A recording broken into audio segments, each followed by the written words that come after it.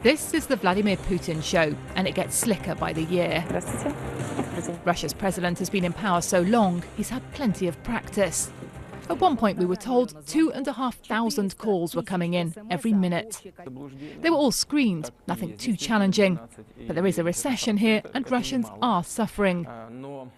So Mr. Putin fielded complaints over high prices, new taxes, and from this fish factory where workers hadn't been paid for months.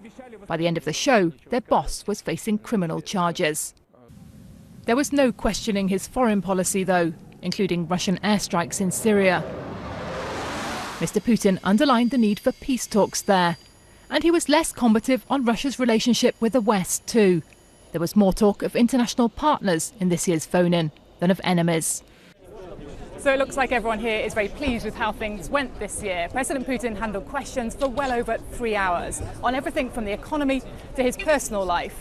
But of course, all of this was extremely carefully planned and very carefully choreographed. But after the live show, we got our own rare chance to put a question.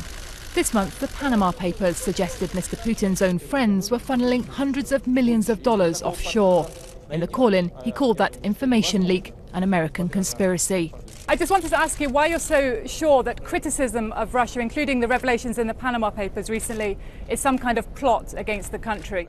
We don't think it's a plot. I don't say that. I think it's a deliberate information attack.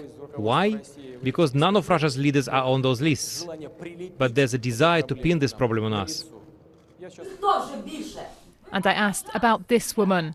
The Ukrainian pilot Nadia Savchenko was imprisoned here after what the West calls a show trial. She's now on hunger strike demanding her release. So is Mr. Putin prepared to let her go? For the first time, he admitted that talks with Kiev are underway. But you can't rush such things, Mr. Putin told me. On set, staff were already posing as President Putin.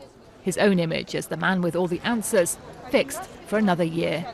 Sarah Rainsford, BBC News, Moscow.